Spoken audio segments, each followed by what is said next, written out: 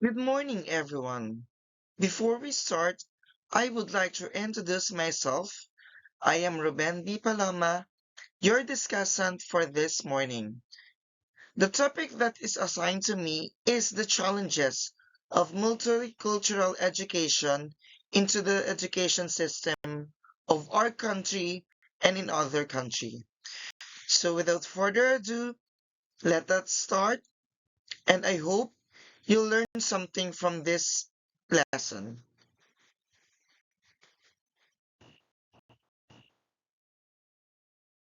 Before we start, let us define first what is multicultural. Actually, multicultural is a coined or combined words. The first word is multi means many. As we teach the class, we handles different kind of students and each of them has differences. As an educator, we should cater their differences to nurture them individually. The second word is culture. On the other hand, culture defined as a way of life, including arts, beliefs, and institution of population that are passed down from generation to generation. This aspect varies from one another. Because of this, community becomes diverse. Through diversity, we experience differences from one another. Like into the classroom setup, since iba-iba ang traditions, beliefs, and culture ng mga estudyante natin, iba-iba din sila ng pag-uugali at kanilang mga perspektibo sa buhay. So let's define what is multicultural. Multicultural happens when two or more pupils in a classroom are foreign born or have grown up in or within a distinct culture, tradition, education process, and that is referred to multicultural. In this view, cultures, races, and ethnicities, particularly those minority groups, deserves special acknowledgement of their differences within dominant culture.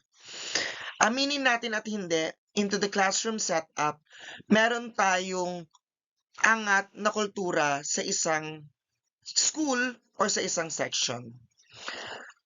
As we teach our classes, our students came from different families with different traditions, values, and norms. We should respect and give importance to their values and tradition. And as a teacher, we should know how to value their culture and beliefs as an individual. So the respect will comes from their students or from with their colleagues rather.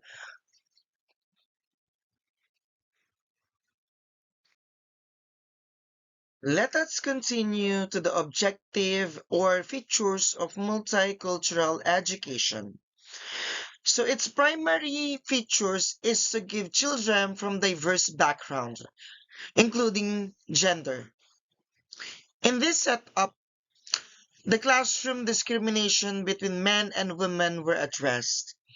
Unlike into the old times, women are not allowed to go into the school. The society thinks that women should be in the house to do chores and maintain the cleanliness of the surrounding. The society thinks that the women are weak, so therefore they are not allowed to go into the class. The second features of multicultural is the color. Into the history, people thinks that the black people are slaves.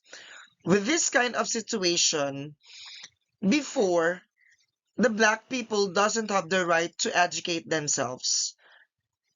Nadidiscriminate ang mga black, especially into the field of Americans, dun sa mga white ones.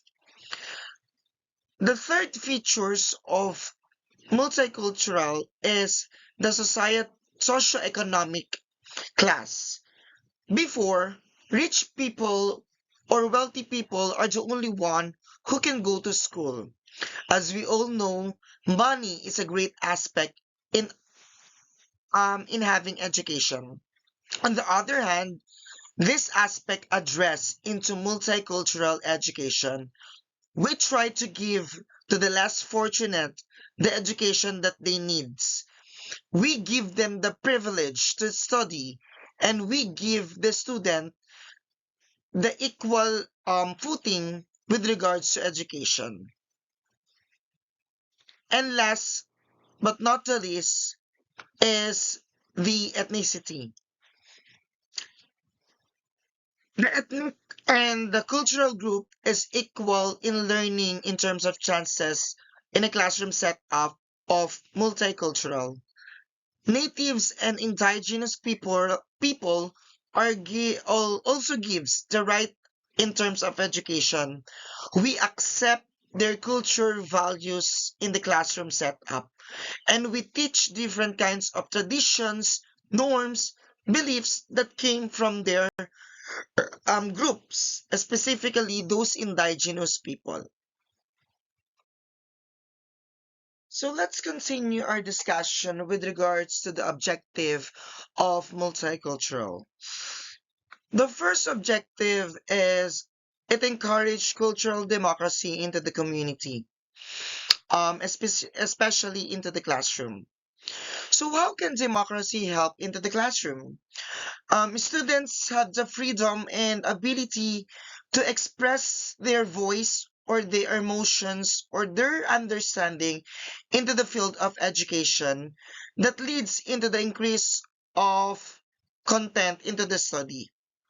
In a democratic classroom, students build skills while exploring the interests freely and independently.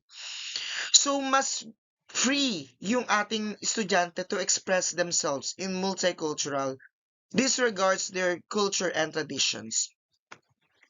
The second objective is it boosts each student's academic performance. Multicultural education believes that the students can perform well into this setup. Since multicultural setup is a classroom that consists of respect, freedom, and understanding, the students are free to express themselves by all means. It means this will help them to cater their ability and nurture their ability as an individual in accordance to their learning style and ways.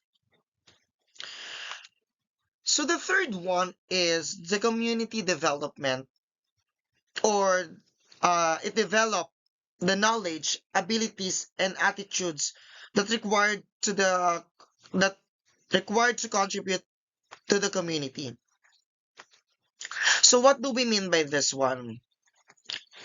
The community development seeks to empower individual and group of people with the skills they need to affect change within their communities. These skills are often created through the formation of social groups working for a common agenda. The community develops must understand both how to work with individual and how to affect communities. So therefore, in this setup, we teach them how to contribute or how they can use their knowledge into the betterment of community. And last but not the least is acquired culture equity. We have talked about culture's awareness and the ability to adopt into the behavior of others. If culture awareness is the way to act, then culture equity is the way to collect and process information before you act on it. It means culture equity involves discipline of observing without judging, approaching situation without assuming, and reading the room at face values. It involves doing without basing information onto your past experiences.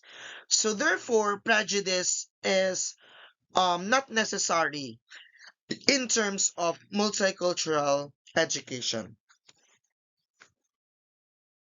So let's continue with regards to the difficulties of multicultural education. The first thing that we will discuss is the language barrier.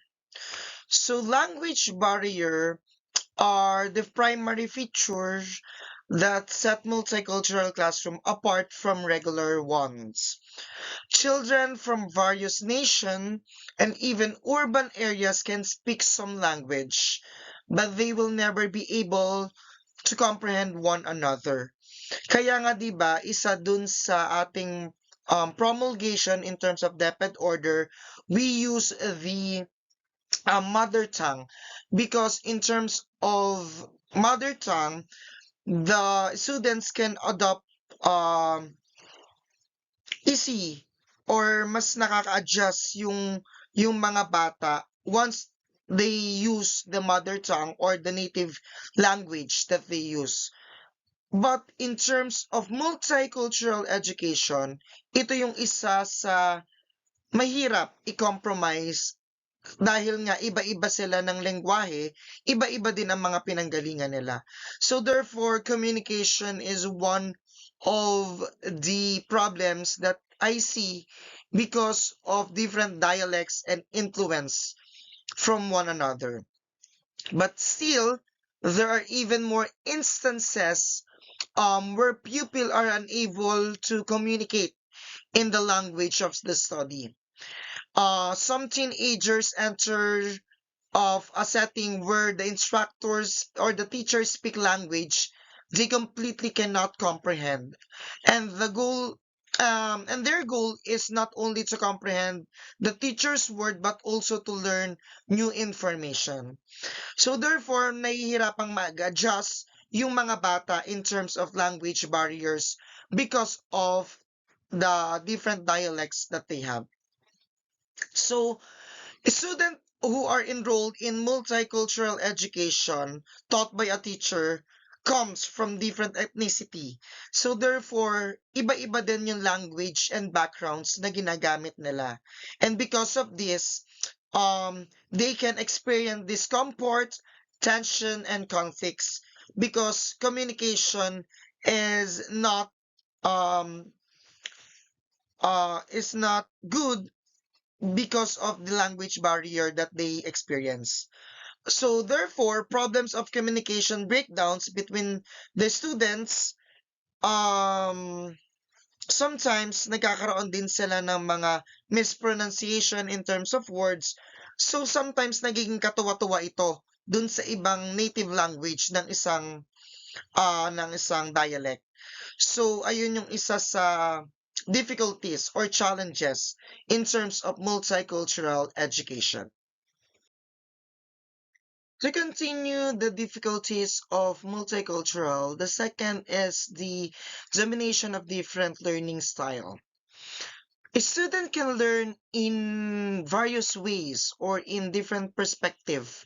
So dito pwedeng pumasok yung diversity ng learners. Even if the students may not share some racial, religious, or familiar background, this affects kung papaano sila matututo bilang isang mag-aaral. It will take some time for them to adjust to anything new because they may be used different instructional philosophies, techniques, and methods of content presentation. So, bali malaking factor ang mga ito sa pagkatuto ng ating mga mag-aaral or mga kabataan bilang isang mag-aaral. So, dito papasok din yung learning styles ng mga bata. So, since iba-iba sila ng kultura, iba-iba din ang learning styles ng mga bata. Teachers ought to accommodate various learning. Meron tayong learners na auditory, visual, tactile, etc. So these are different learners that we handles into the classroom. Since napaka-diverse ng kanilang kultura and style, we should formulate different teaching strategies to cater the needs of the individual or the students so that the pupil or the students can retain material and more effective. And furthermore, it is important to take into the account of cognitive style that are particularly problematic, such as reflection and impulsivity, field dependent and field independent cognition, together with the tolerance and intolerance of ambiguity. So, as a teacher, we should address all of those aspects for we to be able to cater this multicultural education to be more effective. The third difficulty or challenge that the multicultural education can experience is the nonverbal behavior. It is much easier to understand a foreign language than a body language of another ethnic group. Sabi nga sa kasabihan, actions speak louder than words. If a teacher is not aware of nonverbal behaviors characteristic of the society where his or her student came from, this might bring about variety of troubles and difficult in terms of interpretation. As a teacher, we should know different body language from our students, such customary nonverbal behaviors as we raise hand, eye contact, head nod. Those are the different nonverbal behavior that can be addressed by the teachers. So sometimes we need to be or most of the time rather, we should be attentive into those actions because the nonverbal communication is a cue or a signal of our students. So therefore, it also tells or it also a means of communication for the teachers and the students. If you are being truthful as a teacher and how will the students listen to your class. So therefore, when your nonverbal signal match up with the words you're saying or yun hindi nagko-complement yung actions and words ninyo, sometimes nagkakaroon ng misconception. There's a possibility na malito yung bata. So therefore, we should align those parts to build the trust and to gain their attention as an individual. The fourth difficulty that we will discuss is the presenting one topic from different perspective. It is very common into a multicultural education. Um, it especially concern the history lesson as some events can be defined different population as opposite one. So, iba-iba kasi ng paniniwala ang bawat kultura base sa isang perspektibo. For example, some movements should be called not only on expansion of one country, but also a displacement of another nation. So therefore, a teacher should be very careful in his formulation and expression not to offend feelings of some students. Moreover, we should not try to persuade in the unquestioned truth of their words and their views as an individual because it may result into the struggle or disappointment among our students. There's no need to downplay any negative aspect, but a task of teachers is to avoid stereotyping and offer evidences from primary sources of sound objective. So therefore, as a teacher, we should eradicate what they call this one, we should eradicate discrimination among their cultures. So therefore, there are students who do not appreciate opportunities created by interaction with culturally diverse people and who have not biased opinion of minority. So, sometimes, yung may mga estudyante tayong gano'n, but then again, we should respect their views and opinions as an individual and as a teachers together with their colleagues or dun sa mga kaklase nila. The fourth difficulty is a diversity of extracurricular activity.